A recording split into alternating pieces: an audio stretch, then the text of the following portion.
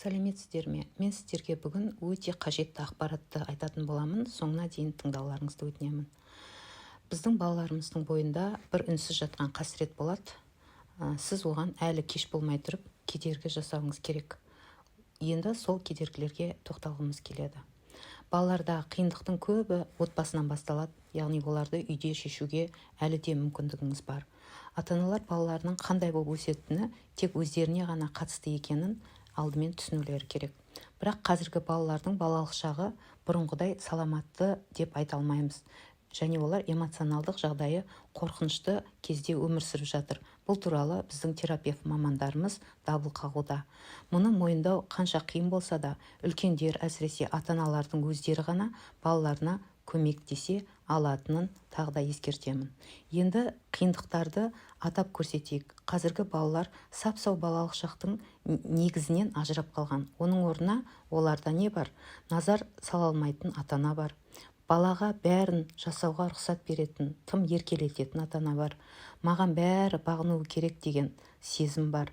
Тым көп не тым аз ұйықтау, немесе дұрыс тамақтанбау, үйде отыратын өмір салты, үздіксіз еліктіретін ғаламтор, технологиялардың заманауи ғажаптары, бір сәттік қуаныш көздерінің көптігі. Міне осы біздің қазіргі балаларды қоршап тұрған қорқынышты әлем. Осындай байлық дені сау ұрпақ тәрбиелеуге мүмкіндік бере ме? Әрине жоқ. Адам табиғатын алдау мүмкін емес. Көріп отырғанымыздай, мұның бәрінің зардабы қорқынышты.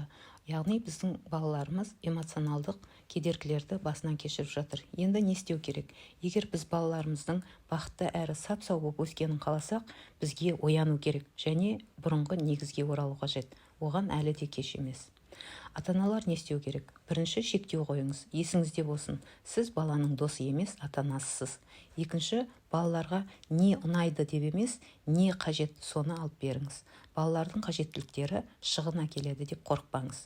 Үшінші, дұрыс тамақтануға дағдыландырыңыз. Төртінші, күніне 1 сағат таза ауада өткізуді әдетке айналдырыңыз. Бесінші, күнде кешкі аста электронды құрылғысыз болу тәртібін ендіріңіз. Алтыншы, үстел үсті ойындарын бірге ойнаңыз. Жетінші, күнде баланы өз кірін жуып үтіктеуге, орын-орнына қоюға, сөмкесін тазалап отыруға, дастархан жабдығына, тағы басқа осындай үй әрекеттеріне тартыңыз.